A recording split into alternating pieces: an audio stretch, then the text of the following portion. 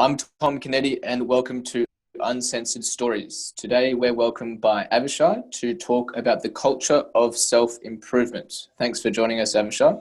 Shalom, hello, happy to be here again. Happy to have you here, mate. Okay, let's start off by talking about how we define self-improvement. Awesome. So I love how you start everything with a definition. I think it's a great way to start a conversation. Really, just makes everyone go on the same page, right? Not go too confused. But Exactly. self-improvement, that's a thing. It's also quite very wide definition, right?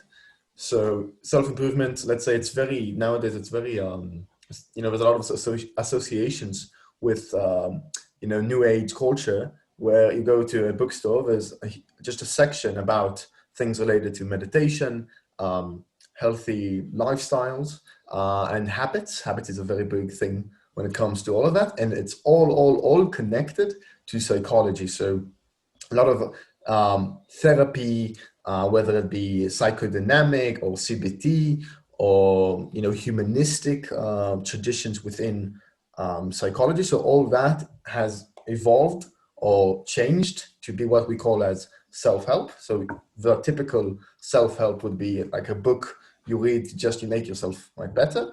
But self-help actually comes in a lot of different forms, specifically also in blogs today. You go online, you can find whatever website you want to read up, a YouTube channel, a lot of, coaches. Coaching is a very big thing. I know in Israel, I don't know how it's like in Australia or in Spain or United States, but somebody taking you, making your life better, just like making your life amazing. But again, he's not a psychologist, but he's gonna Life, improve. like a life coach. Yeah, life coach, exactly. So that's actually a Yeah. big thing nowadays as well.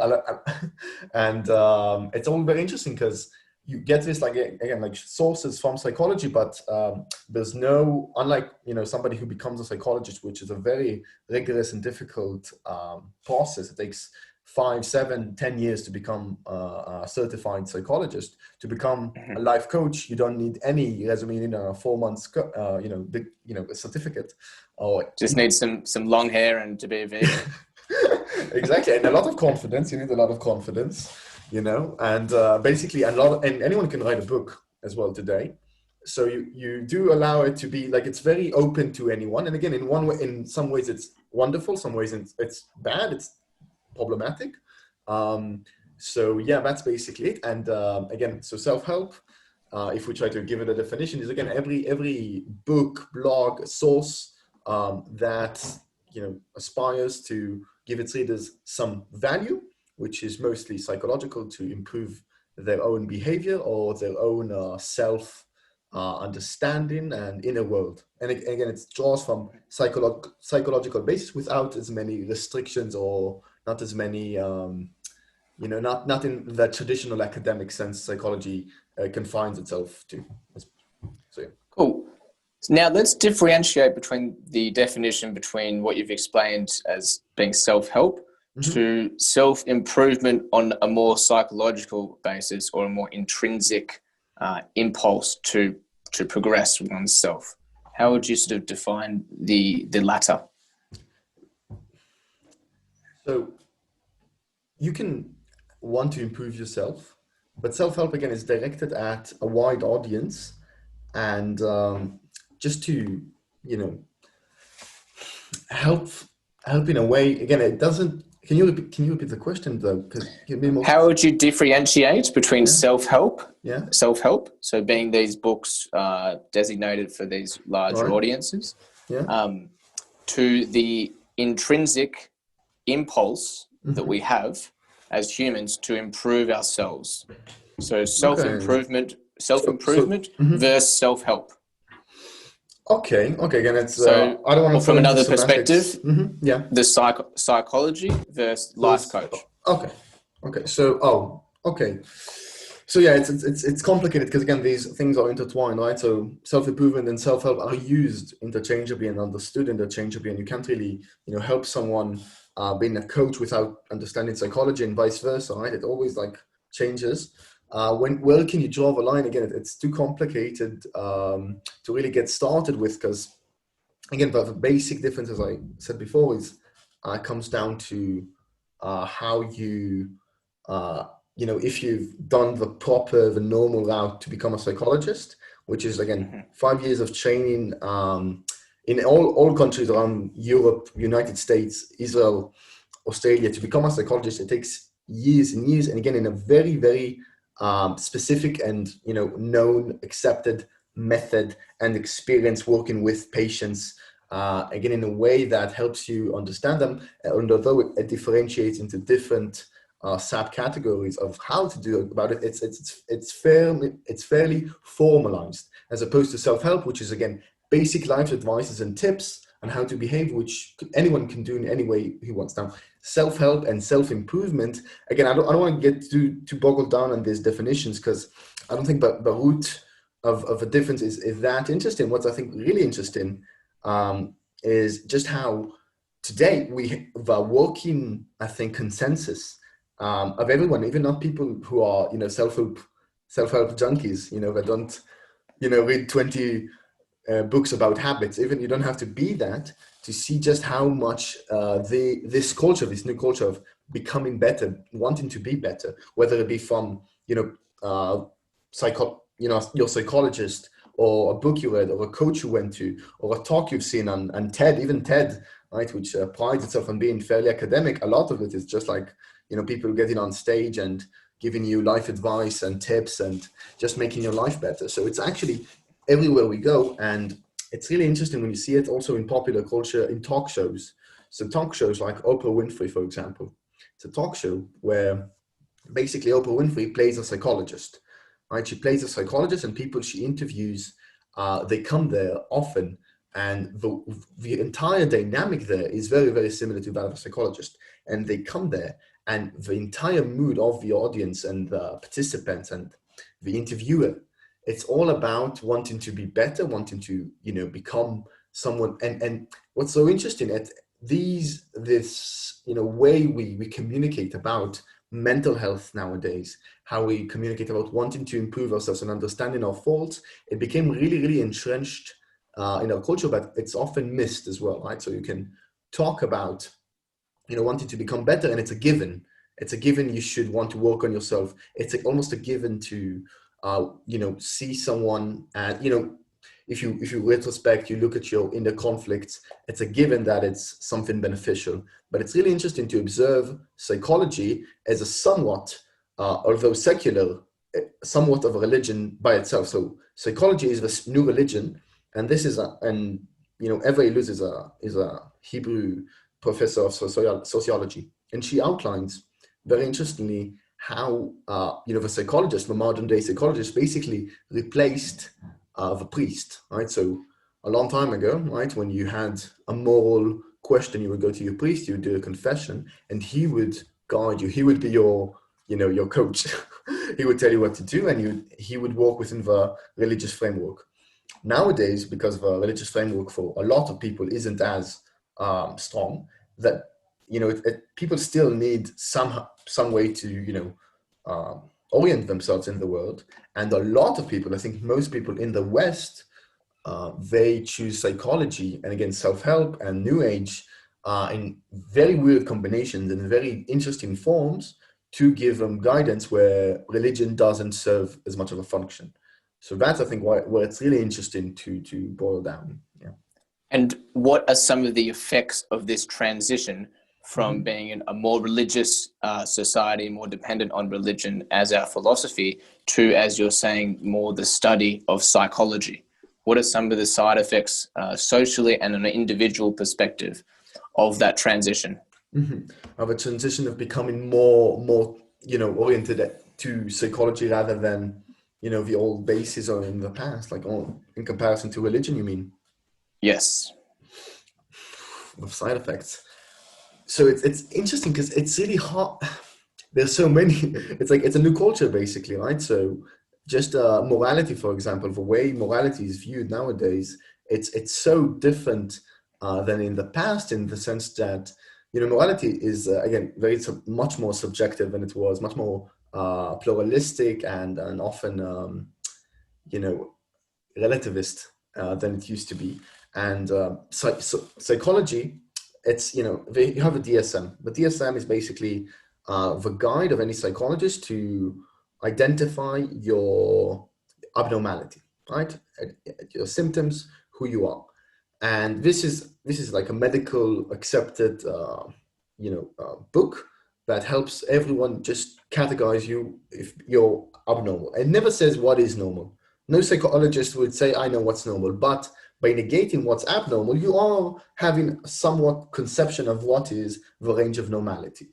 So what happens is nowadays, so the goal of many psychologists is to bring the patients, but anyone suffering from anything, to this scale of normality, which is a working assumption which should be called into question, in the sense that some people do not fall into the range of normality, right, into this scale, but they are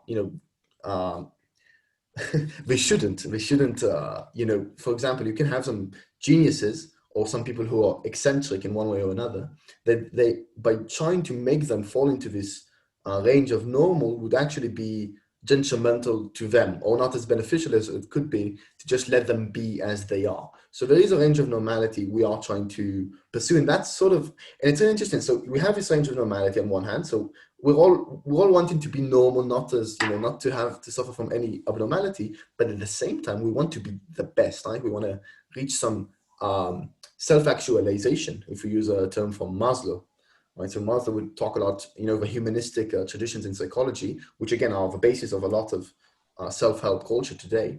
They talk about making yourself the best you can be, and this is where it gets really interesting, I think, because this transition we've seen in the 20th century. We started from Freud, right, and the psychoanalytics, and then became behaviorism, and cognitive psychology got there as well. And then you have the humanistic tradition, which you could say is one of the latest forms of psychology.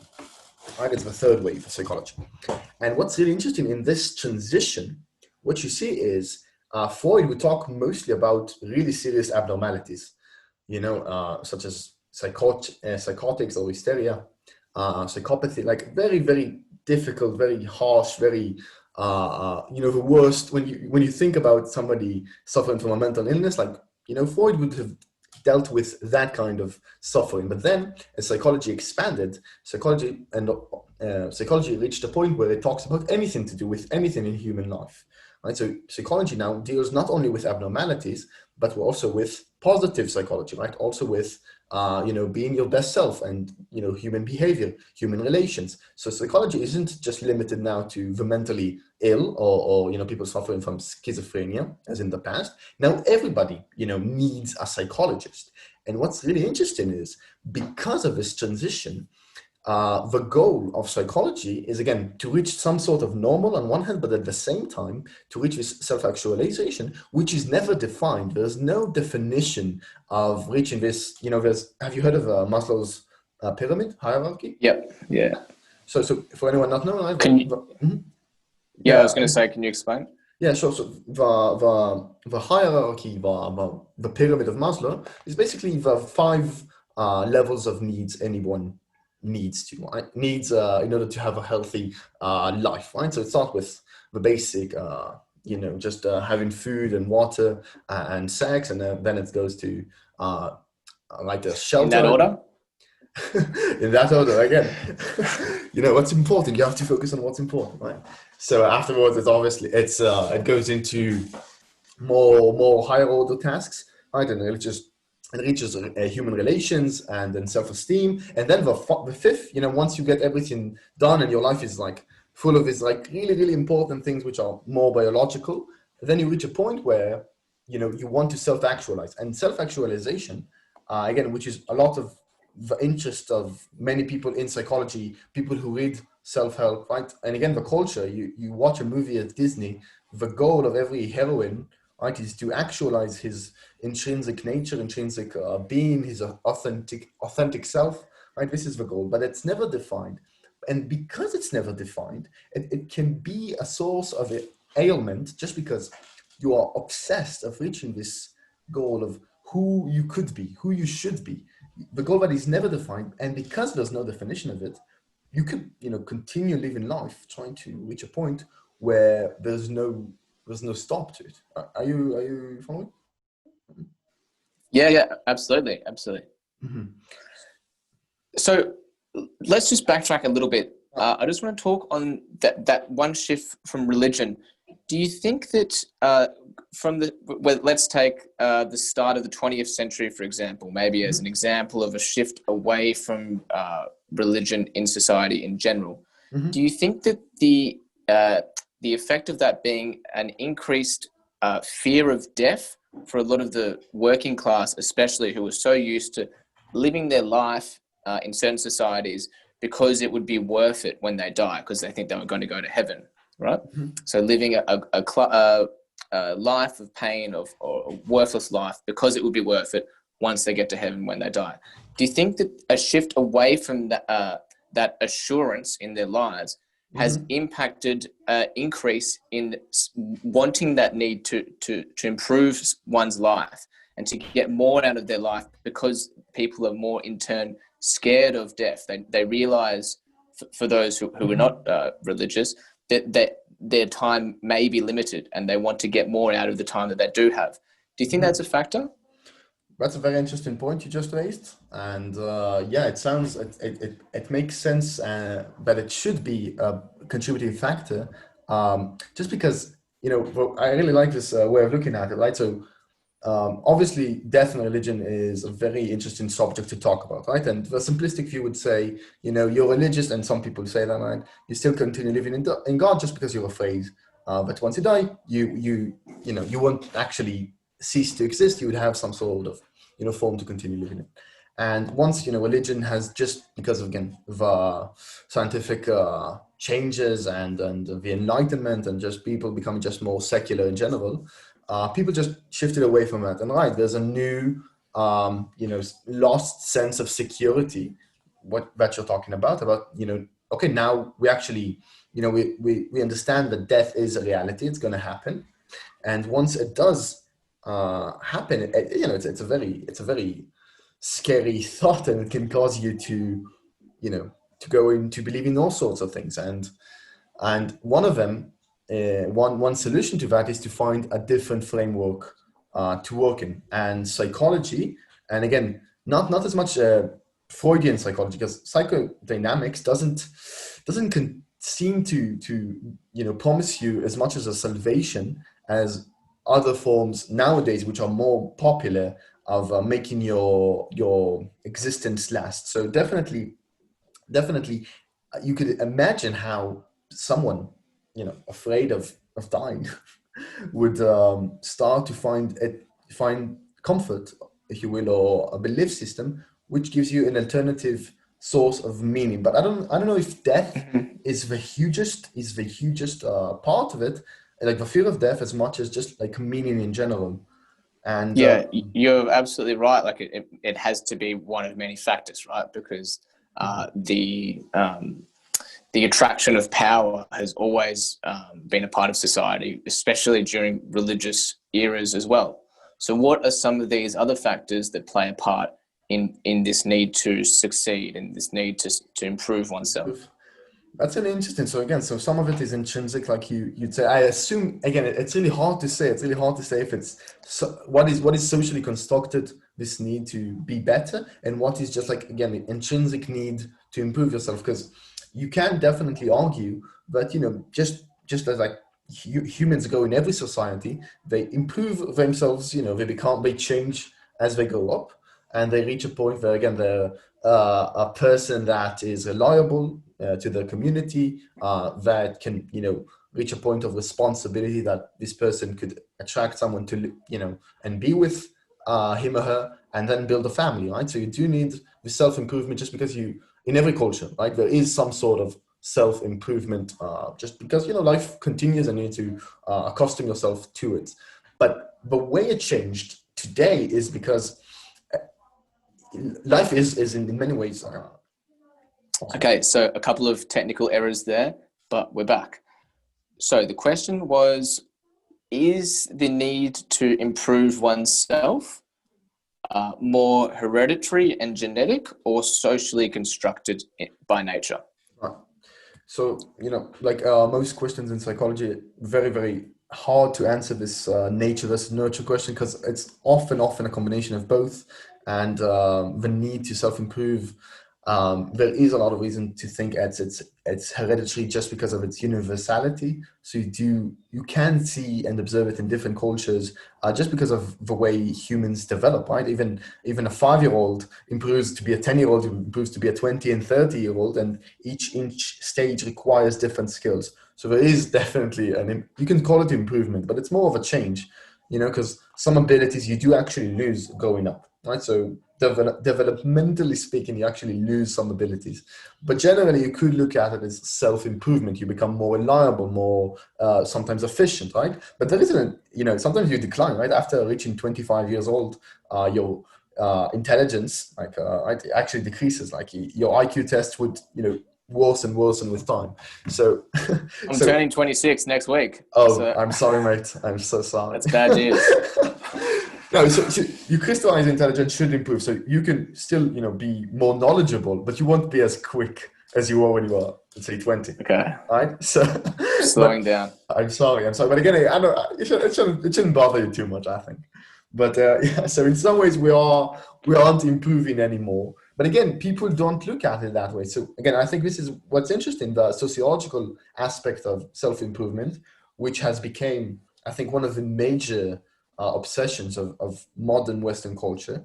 And that is not, view self-improvement not just because of, not just in like terms of your abilities necessarily, but it's, it's really interesting. Did you have any conversation? I can ask you, have you had any conversations of people talking about experiences they had in the past and how it shaped them?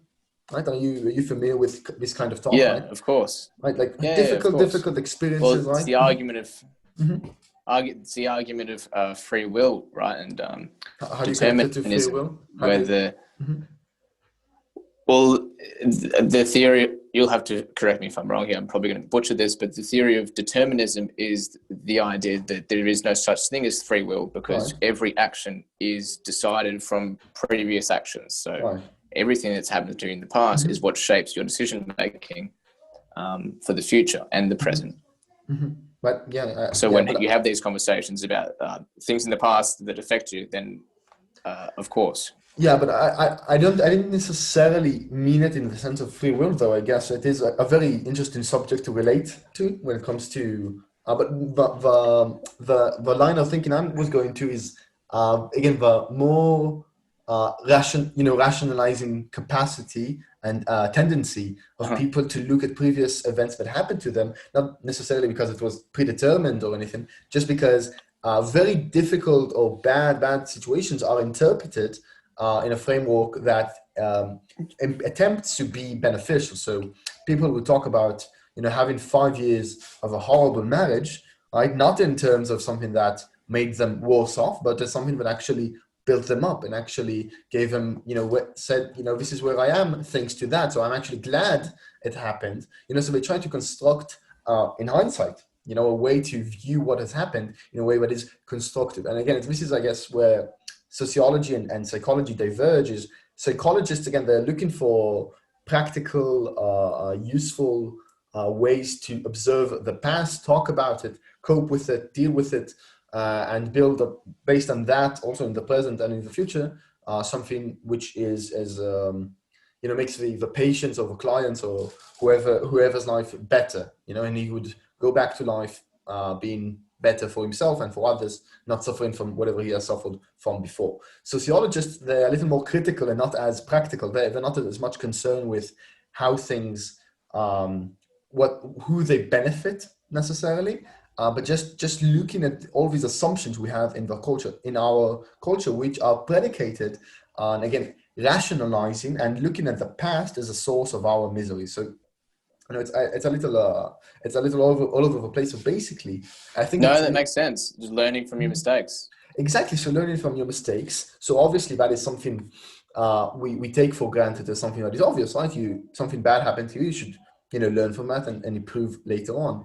But the thing about, I think, that is so interesting to look at is it doesn't necessarily have to be framed that way. You could look at awful events and not necessarily explain them away in this beneficial, hopeful, optimistic way. There's way to view events, which is, again, not as constructive, just like horrible things that have happened to you.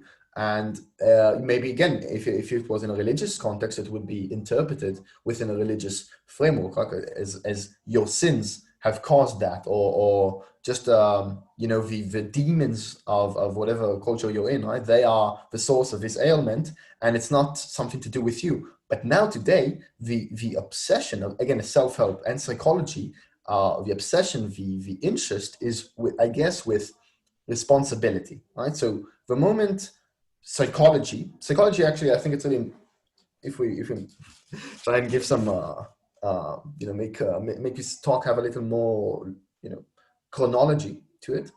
What's interesting to remember, psychology is it emerged from Judeo-Christian ethics, but it was secular. It was secular with Freud, but it was always merged within American neoliberal values.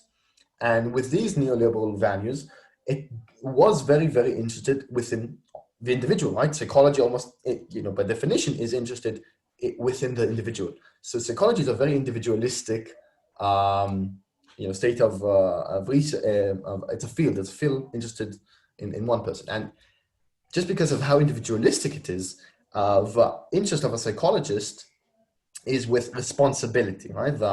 Your responsibility towards yourself and to your surroundings.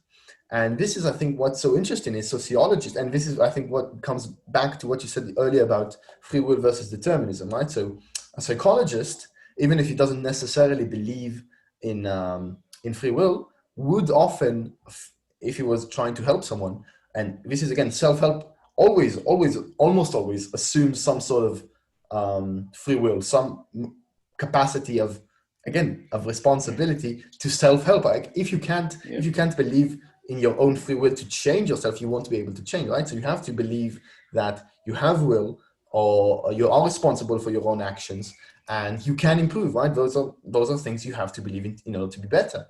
But that is not necessarily the case, and some sociologists have argued that it's actually very, very difficult and hard and problematic that everything is viewed as something of your own creating. So some people, some people who really did not get any access to any form of education, they lived in extreme poverty their entire life. They've never had access to anything that might have, helped them improve themselves. Some of those people, not only, some, if you're maybe right wing or conservative or liberal, you might not liberal, but libertarian maybe.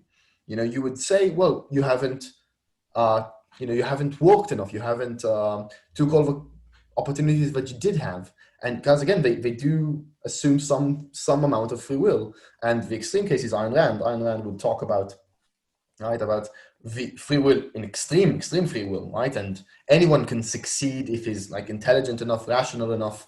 Anyone can, and you should have the freedom to do so.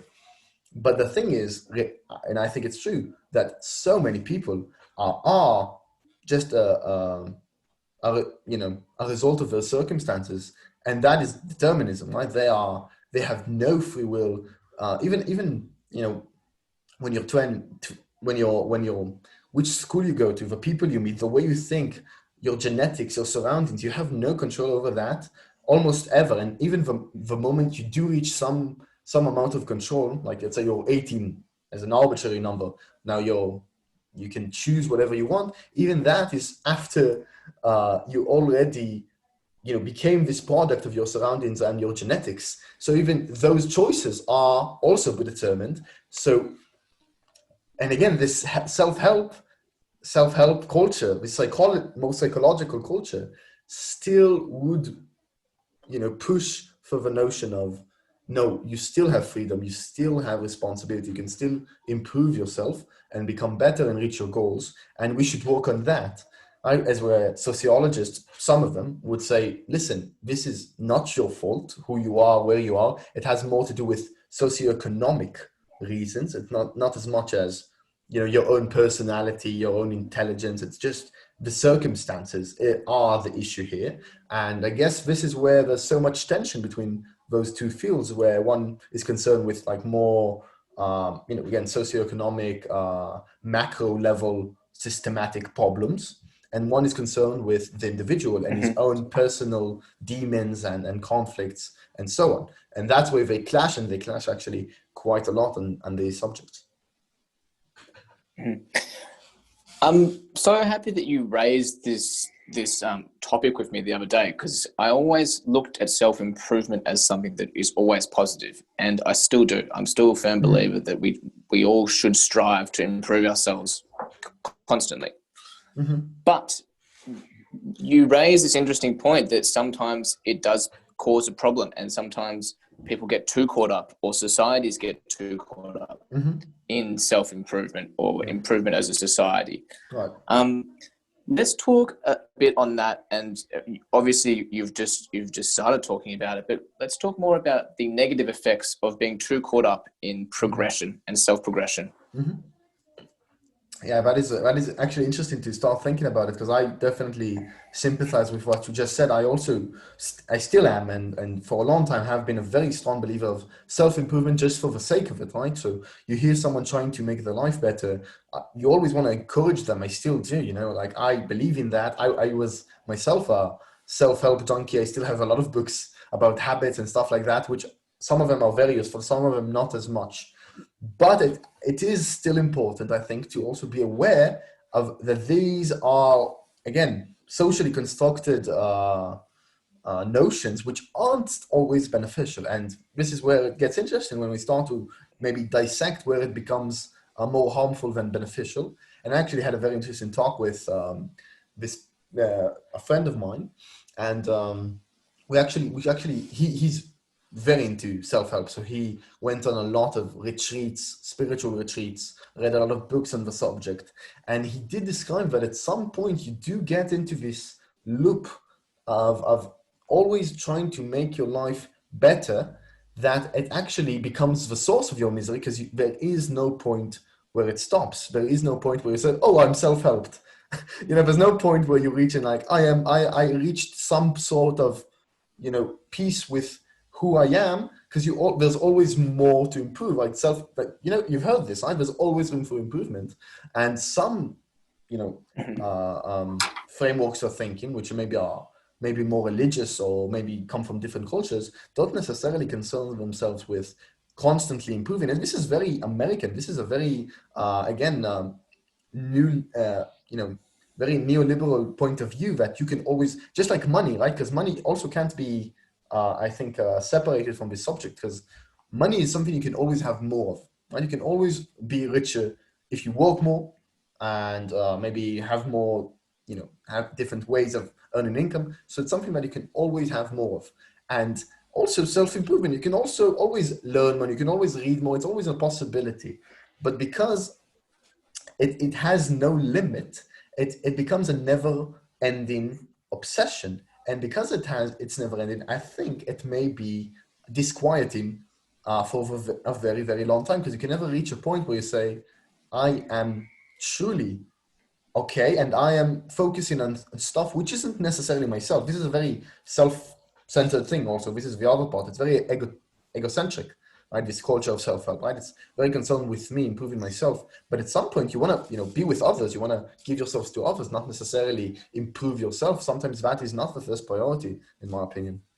I think this is another important, is that can we do in selfish areas of self-improvement? Can you repeat that? I'm sorry, can you repeat that? You got cut off for a moment, yeah?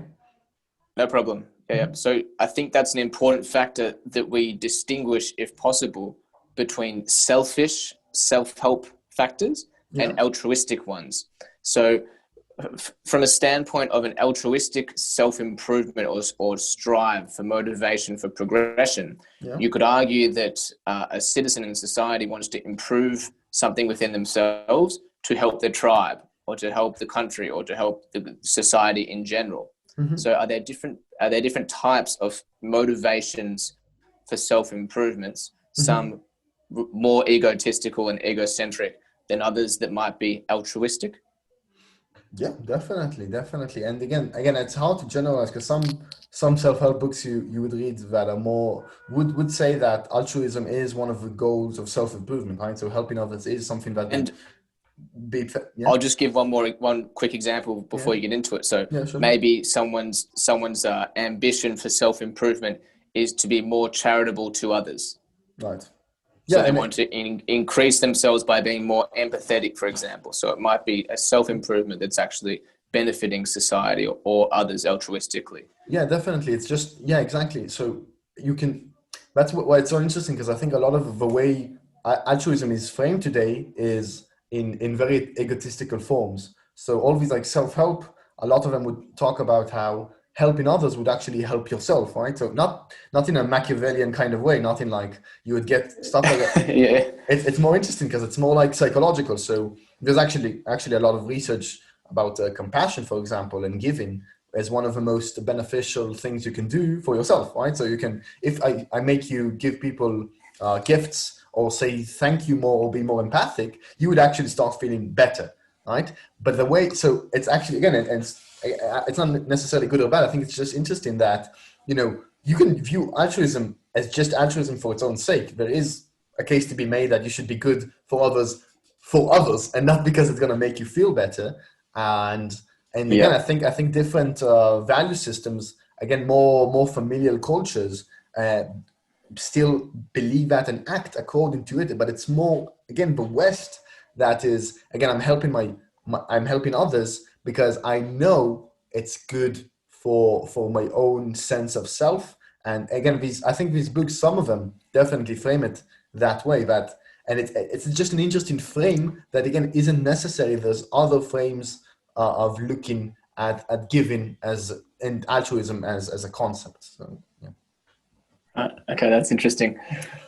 How much does the ego have to do with this and the superego?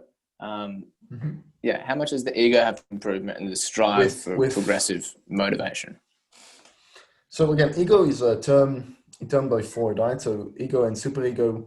Um, if we talk about it in like the way Freud would talk about it, it's it's interesting because Freud wasn't that concerned with self-fulfillment and self-progression as much. He was more interested in, again, trying to figure out the best self-defense mechanisms to deal with trauma or whatever ailment his patients would come and talk with him about. So it's more about improving your coping capacity than reaching some ultimate goal of self-improvement. Freud, there's no ideal person in Freud's writing that I can think of. Right, the best person you would find in Freud is someone who is quite balanced. Right, so he's not again, maybe he had trauma, but he found ways to deal with that trauma. Or So for constantly having sex? what what that's one Well, I solution. mean, for Freud, everything draws back to the libido, right? Yeah, but again, so that would be no. So that's an awful way. No, so obviously that is a terrible way to deal with that's an alignment, right? It means the superego isn't Well, he balanced. doesn't he argue even that the ego? Yeah, bad. Sorry, I So just cut you off. Keep going. no. So I want to. Doesn't he argue that the ego is even a product of the libido, essentially? So the ego is basically the place where the libido, right, and I'm sorry, a little bit of the id and the superego clash, and the ego, which is like sort of conscious but not entirely, is where you find the balance, right? So although you have like sexual urges, Right. right, your Okay. superego, which is like your morality, the way you know others would look at you, this like this conscious. Part of you where not conscious as in consciousness, but like you're conscious. Like if you're a good or bad person, will tell you don't do that, don't act on these like you know violent or sexual urges because that would be horrible. So you have this fight, Yeah. and this fight is happening in your ego, and your ego is the one trying to navigate this battle. And the way it does that supposedly is with self-defense mechanisms like projection and isolation or all of the others. Repression, right, is right. You repress Uh-huh. your libidical, Right. violent, sexual fantasies, and and maybe in another way, it shows up in a more constructive way, right? So Freud would say, instead of, um, instead of acting on your urge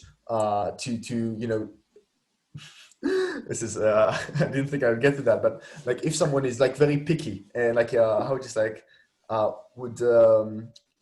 would sneak up and has an urge to just like see people naked, for example, right? That's his thing, like to see people naked, right? But he knows Yeah.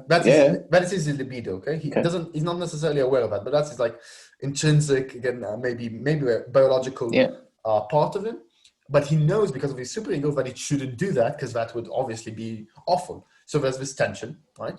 And if the superego is strong enough, it would repress this feeling, and this feeling, this urge, let's say, would manifest in a different way. For example, by instead of trying to, let's say, discover people naked, this guy would maybe become a scientist, and with science discover things about the universe, which would be, again, would still fulfill the same urge, but in a more constructive, socially accepted way. So this is like, ego is more of a center of everything, of this battle of, and again, Freud would say that, good therapy is where there's a balance. You find balance between the superego and the id, and there's no way around it. You can't destroy the id, you can't destroy the superego. You need both. It's a part of life.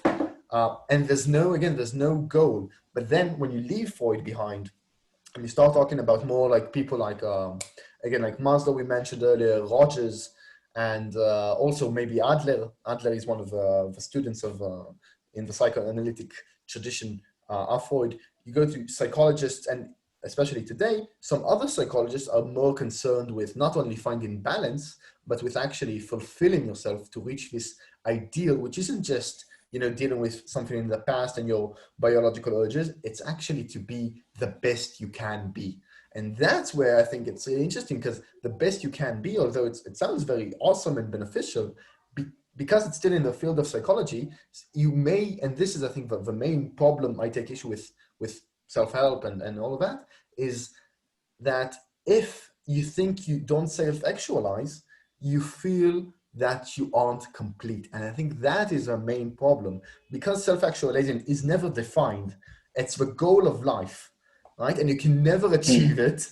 You reach a point where everyone, literally everyone, is sort of sick. He is not mentally, right? No person now can say, I've reached my goals. And that can always burden you. And that's where I take issue with this modern self-help ethics. Yeah. So, on that quest to be the best that you can, how do we break that down? Is that a sense of sex from a Freudian perspective, power, fulfillment? What are we looking for to be the best that we can? What is this quest to improve ourselves? Is it just specific goals, just specific to each individual's psyche, or are there certain things like certain common factors that everyone sort of strives to get better at and go towards? Again, I wouldn't say what I think. I would say what you can see in popular culture. What's the message in popular culture? And I think a very good place to look at is Disney movies. I think Disney movies are one of the best sources of knowing what we believe in, just because how just unbelievably popular they are, and they convey the main messages in the West in the most consensus-like manner there is. So I think a lot of Disney movies, and just a lot of kids movies in general, but not only them, they talk about one of the things you said, which is like self-actualization as your own individual, authentic self being actualized, right? So for example, if a heroine, like the movie Coco, which is like a cute Mexican kid, he has this, intrinsic ability with the guitar, and as the movie progresses, he achieves this fulfillment of becoming a guitarist, despite all the problems of his family and his responsibility and so forth. So there is like this intrinsic, again, individualistic sense which you need to find for yourself. Again, which is another of one of our obsessions today, because people, you could be 20 or 25 or 30, right? And you won't have a thing, right? You don't have a thing. Everybody needs to have a thing, yeah? You have to be a musician, a writer. You have to be like an intellectual. You have to be like a sports an athlete. You have to be something, right? And people, some people are perfectly normal, perfectly healthy, perfectly wonderful people, but we don't have a thing. We don't have something that defines them. And even that causes them a lot, just because of this expectation to have your own thing which separates you from others, that may also cause some sort of stress. So people find something and it's awful because, some people are intrinsically better at some things and they find it just because of luck, so some kids are like awesome chess players, right? And they find it when they're 5 and they play chess all their lives. And, Queen Gambit is really recommended for anyone who likes chess as I do, right? So some kids play chess really early and they continue playing with, and they do reach some sort of, excellence, which is not everybody can. But some people don't find it. Some people don't have, an intrinsic ability, just for a million reasons. And just because, again, Disney movies and the messagings within our culture ask us to find something which differentiates us from the rest, which would give us a sense of self-actualization, right? People obsess over it. And, it's really difficult because artistic endeavors, almost by definition, can't be done by everyone, So if you're an artist, even if you're an amazing artist, and you draw beautifully, really, it's not your fault if you don't become a world class artist. It's not your fault. It's just because of, just like statistics, there's so many amazing, also singers, today, the amount of unbelievable talented singers you find is extraordinary, right? So unbelievably talented people all over, and you see them perform again and again. So if you have a friend which is extremely talented, he might feel this sense. I met this girl in Bulgaria, and she's actually a friend of Annie and Sophie, which you interviewed, and she sings beautifully. She went on The Voice. She's unbelievably talented, but she went on The Voice. She went on television. She sings in places all over. And when I spoke with her, she had this very obvious sense that she wasn't satisfied, right? She wanted to be really big. She wanted to be huge. She wanted to be the best. And the best means going to the United States and being in television in the United States and being like having 20, 30, 300 million views on YouTube. And that's the thing, because, the percentage of people who actually reach something like that is just so unbelievably small, right? It's tiny. But all the rest, they want to be there. All the rest are feeling that they've never accomplished themselves, and that's awful. It's awful, and it's idiotic in my opinion. So yeah, you get what I'm saying? Isn't that that competitiveness, that competitive drive to be the best? Isn't that why we get the Elon Musks of society and these amazing medical breakthroughs and technological breakthroughs? Don't we need that in society? Again, I don't want to give advice either way, because, definitely neoliberalism and capitalism, and again, this is sort of capitalistic, this mindset, right, of being the best you can, does definitely give you people like Elon Musk and unbelievable singers and unbelievable chess players and whatever field you choose. We have nowadays the best, because you have like 7 billion people competing to be the best. So at the end, the ones who do make unbelievably incredible stuff, especially technology nowadays. You have unbelievable apps and technologies and things which are incredible just because we have this like need to, again, self-actualize and so on.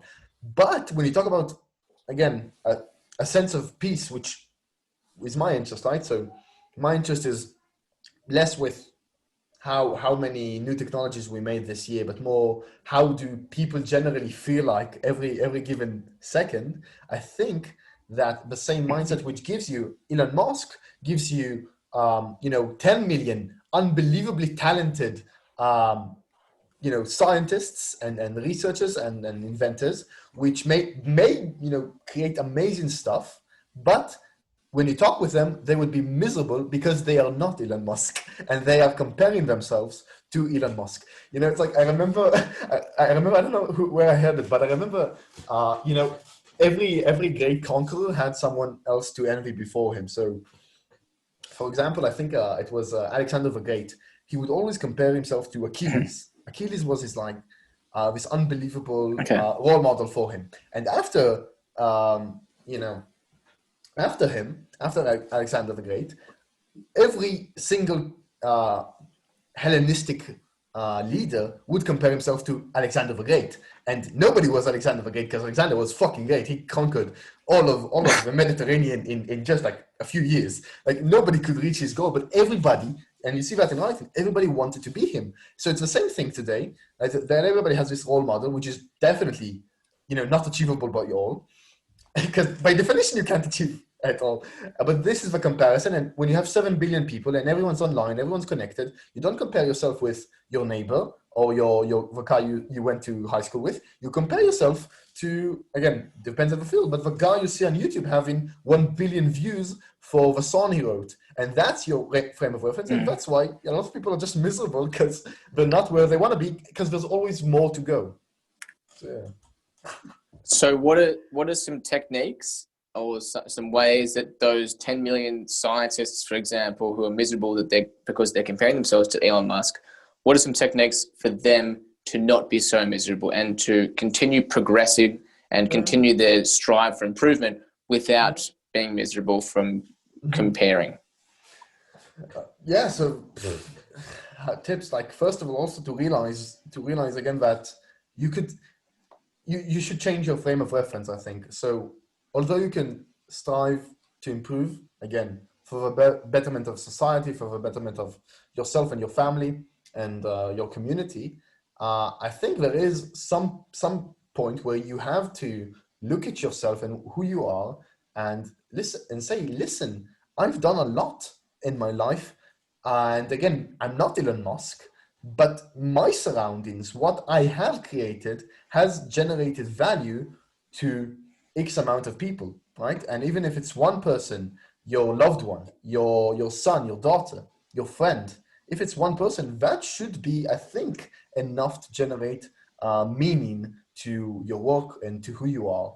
And this, again, it's really hard not to compare yourself to the best, but I think just to find this balance, which I think a lot of people are missing, because all sense of proportion is lost. Right? Hunter-gatherers, again, hunter-gatherer transfer has 150 people. That's, you could be the best anything in 150 people, in a group of 150 people. But when you want to be a best in one thing, even if you are 1 in a million, your competition isn't 1 in a million. It's 1 in 7 fucking billion. So it's like, so you have to, again, just let yourself. That's a really interesting point. You have to. That's an interesting point. How this must amplify as like a psychological effect when in a globalized society, especially with social media and stuff, when you're exposed to the best of the 7 billion all the time. Yeah, exactly. And I've spoken with, and I think it's also amplified by social media, such as, and especially young people, like young kids on Instagram with influencers. You talk a lot about influencers, you know more about influencers than I do. Let me tell you, I don't know a lot, but I do know that if you talk to a 14-year-old, or 14-year-old girl, some of what she does during her day is watch influencers, which are very pretty, very popular, hundreds of thousands or maybe millions are following them. And, because she is her role model, she wishes she was her, right? She wishes. And then this is a source of misery because, again, even if this girl, let's say she decides to become an influencer and she reaches 10,000 or 100,000, followers, there's still more to be had. So there's no point. Yeah. There's no point where you're satisfied with who you are. And I think that's actually, and I'm joking now, but I think it's actually a source of unbelievable tension and unbelievable misery, especially with young kids. I think because young kids, they emulate more. They copy and they find role models they want to be. And since, again, we live in a globalized society, with social media amplifying everything, you find someone you want to be, you see where he is, you see where you are, right? And no matter how amazing you turn out to be, as long as you're not at this arbitrary level which one person reached out of all living people everywhere, right? You wouldn't be satisfied, and I think that's if we talk about being practical again, realizing that it's fine to be amazing to a certain level and not the best of the best of the best. Because and also remember that. And what about those? I just want to say. I just want No, to say. no, That continue. I think it's also important to not be one-dimensional about it, because I'm also guilty of looking at someone who's just awesome, and saying, "Fuck, why am I not as awesome at what he does as I want to be that awesome, right?" And then you remember, shit, this guy is amazing at what he does, because he's done, usually they've done it a long time, and it's a combination of doing something for a long time, being talented in it, and having some intrinsic tendency and love for it that gives you success, and luck, definitely luck, right? So you see someone who does the same thing you do, right? So let's say, for example, I used to play chess a lot. I love this game a lot, and I was actually quite good for my age. And as a little kid, I was 7, 8. I would play all sorts of championships, and I got to a certain level, which was really good for my age. But there was still better. There were still kids younger than me who reached like international levels, and I would see, I would know that, and it cost me. It was a source of stress for me, right? So then I would say, and this is, I think, why I really like the TV show, the new Netflix show, The Queen's Gambit. You see these chess players, and you realize a lot of chess players, because they've focused all of their time and effort and life in playing one game, they've not developed their character to encompass many fields and many aspects. They made it, they specialize in one thing, and very basic things like human-to-human interaction, and maybe general in maybe getting a university education, maybe, I don't know, a million things. You realize that if the best of the best, usually it comes with a cost, and they can't be better than you in every possible thing you do. So, for example, Tom, I think you're a wonderful podcaster. I think you're awesome. I love to talk with you. But right now, there's podcasters who are just objectively succeeding more than you, right? So No, surely not. for now. Right? But then, Subjective. But right now, but you can look at yourself and say, fuck, first of all, you're working on it. So we'll see how far you get. But also you can say, fuck, I have all these other abilities, other things I've done with my life that they just haven't done, because, every day has 24 hours. And until this point, you've done with these 24 hours, whatever you've done with that. And you got to where you got. So, for example, I know you speak Spanish, right? Uh-huh. You live in Barcelona, right? Relatively, yeah. Relatively Speak Spanish. a bit of Spanish. I try. Okay. Uh-huh.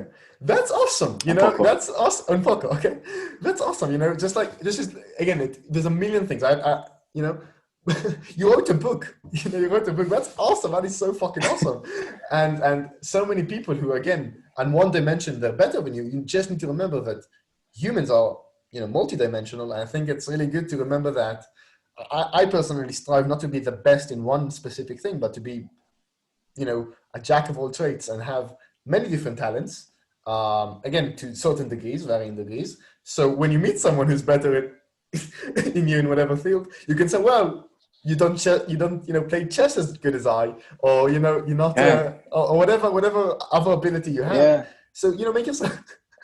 That's an interesting technique. That's an interesting idea, man, for sure. To have like a range of different things that you sort of improve yourself in, rather than concentrating on the one obsession, so that you don't get caught up on on failure or not being the best. Yeah, and also like again, I think it really boils down to the fact that even the best of the best, we have 24 hours, and they're also human. They're human beings, and even if they reach this goal, it doesn't necessarily mean they're happy or satisfied. Maybe it does, but usually it's not because they are the best at what they do.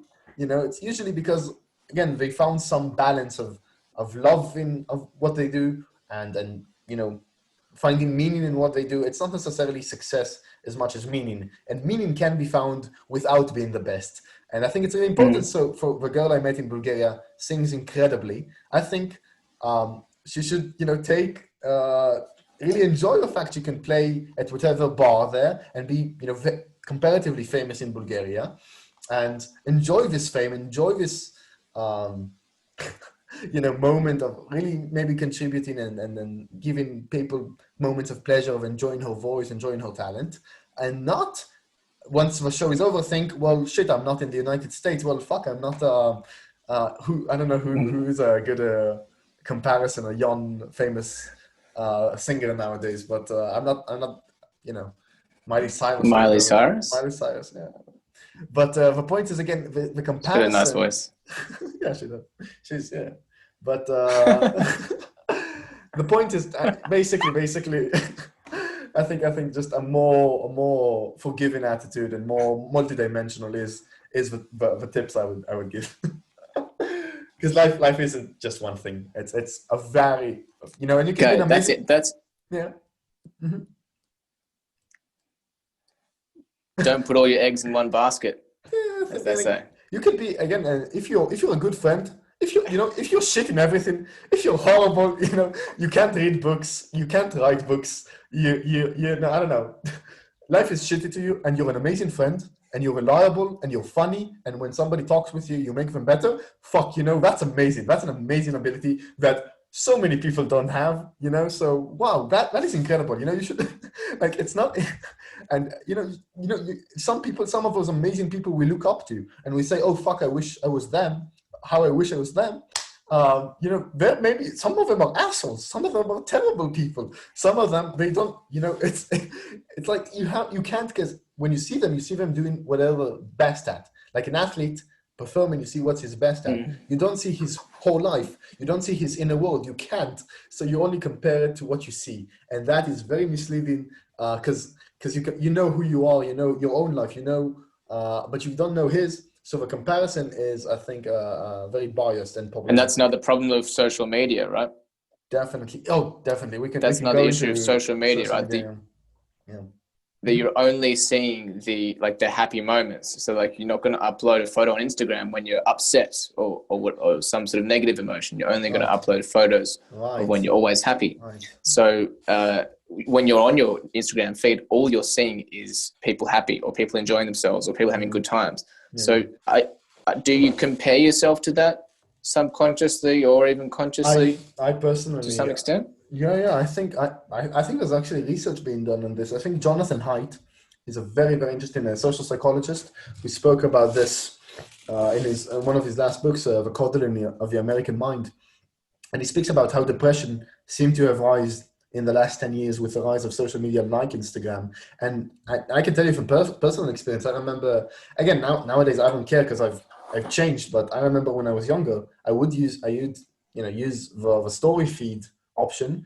And, especially during lockdown, for example, or stuff like that. But I don't know, when times nothing really interesting happens to you and you go on your Instagram and literally everybody's life is incredible in comparison. Because again, they show this moment, which is unbelievably choreographed. Choreographed? What's the word? I'm sorry. Help me.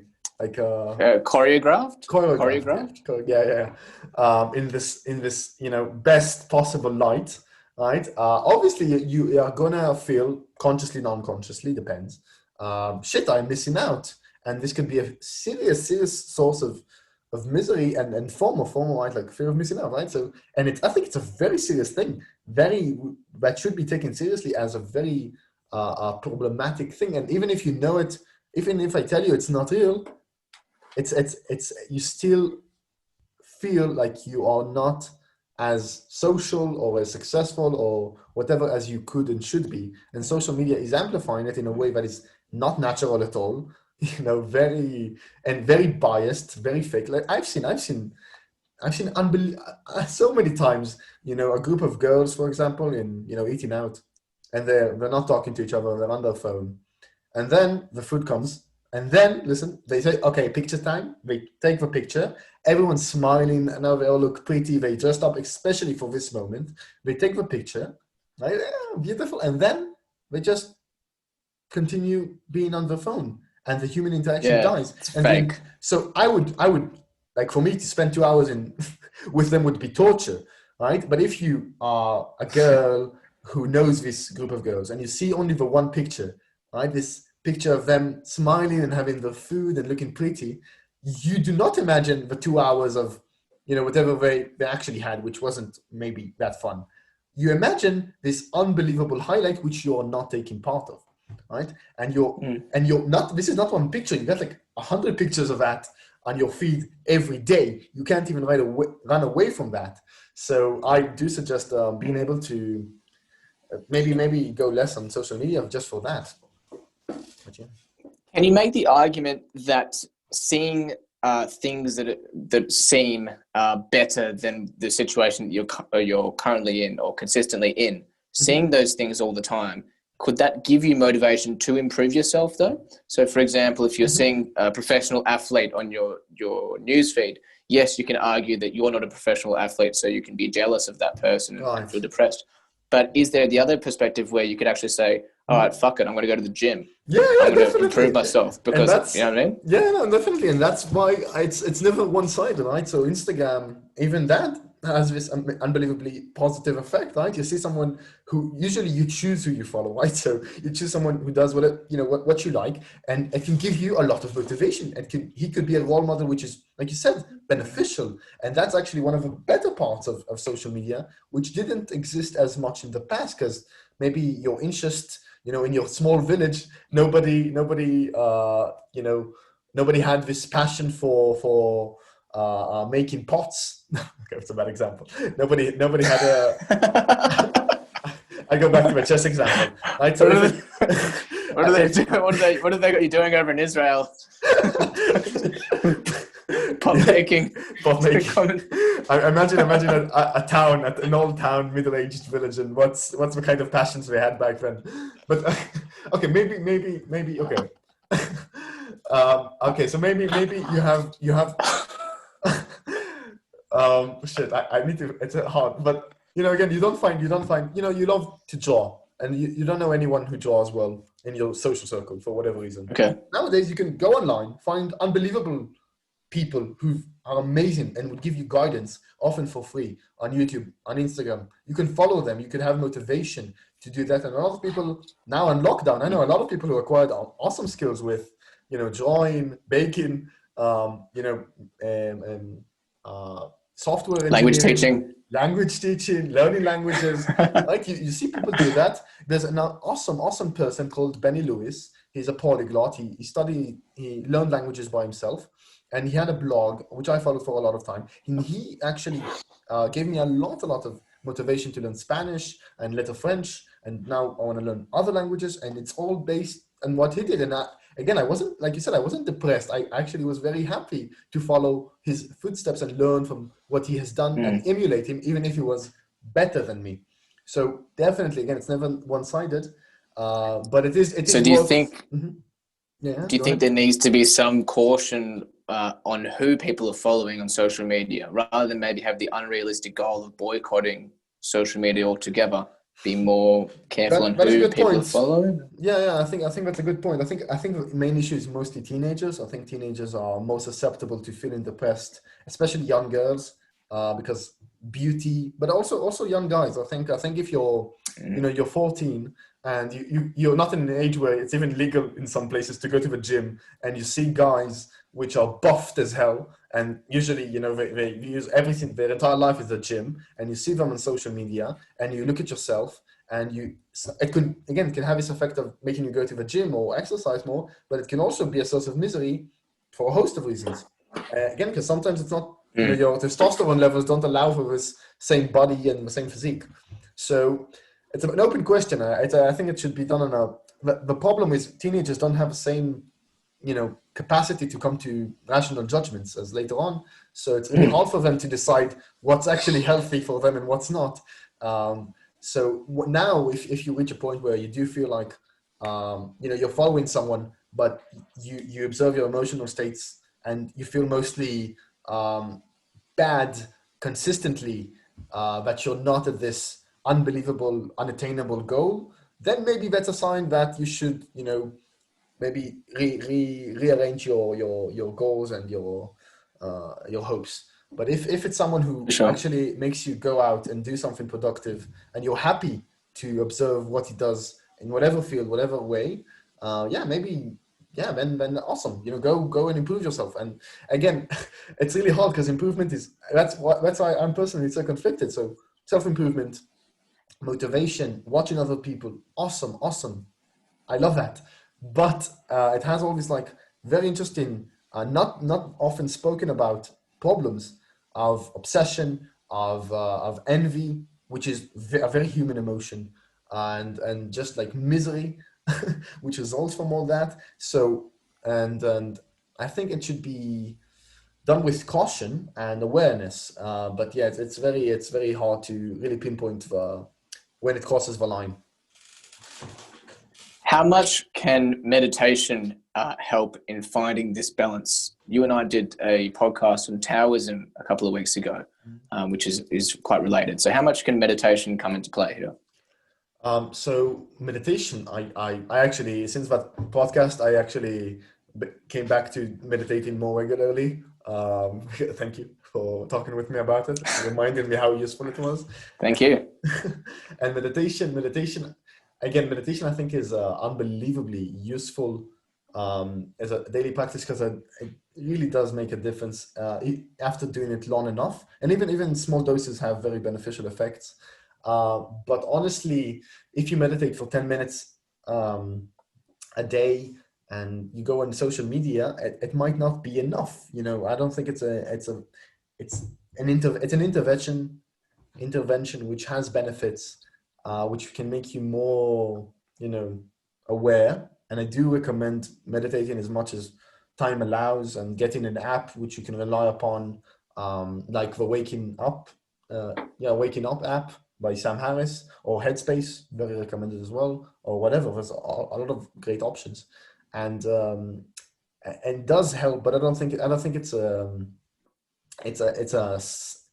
the solution necessarily. But I'm open. Like I'm open to hear if I'm wrong, and if there's research on this subject, like social media and meditation, that would be interesting to look at.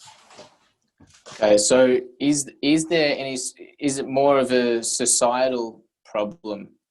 And I think we've come to the realization that there are positives and negatives to self-improvement, right? So it's not just a negative, but from those negative aspects, how can we improve them from a individual?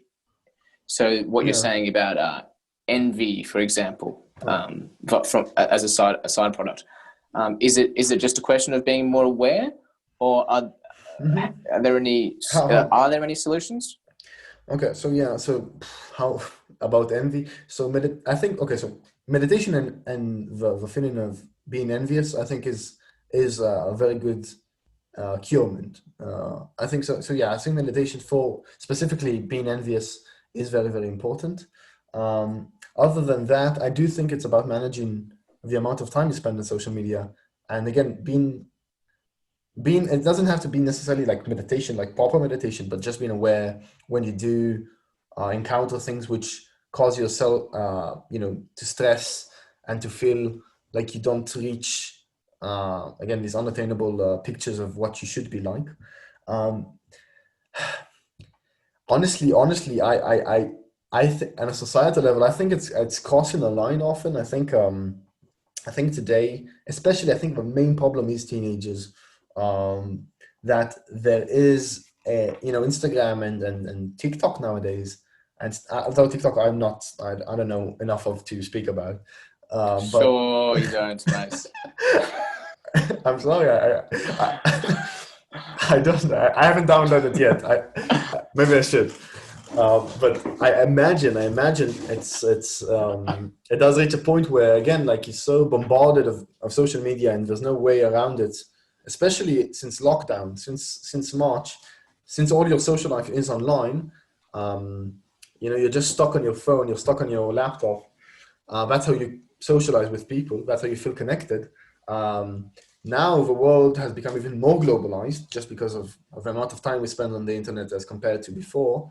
And I think to find a long-term solution, I think I don't have one. I think getting apps which restrict the amount of time you use it, or maybe talking or being more aware of who you follow and how much you follow.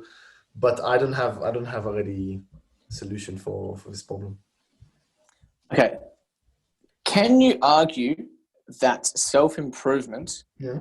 is natural from a Darwinian approach, in the sense that the survival of the fittest, or throughout evolution, the weak haven't survived, so to speak?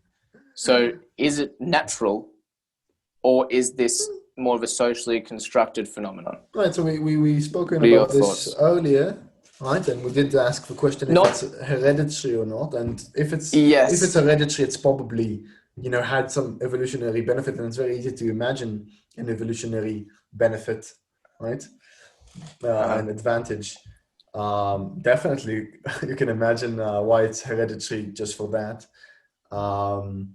But yeah, again, I think there's a lot of interesting intersections between culture and evolution, which is called cultural co-evolution, where you see how this feeling, even if it's intrinsic and it's evolutionary, it has evolutionary sense and made you more successful in the past. Now it's combined with this not only motivation, but extreme motivation to be the best of the best. Nowadays, again, it clashes with the reality that, again, you don't have to compete with 150 people. You have to compete with 7 billion. And yeah, maybe, but again, I'm not, this isn't the naturalistic fallacy. I don't think just because something was natural or has Darwinian sense is something that we should live, base our morality, base our happiness on. Because just because something was awesome for my great grandfather in the savannas of Africa doesn't necessarily mean that if I apply the same strategy today, I would be as successful and happy. So we should be wary of that.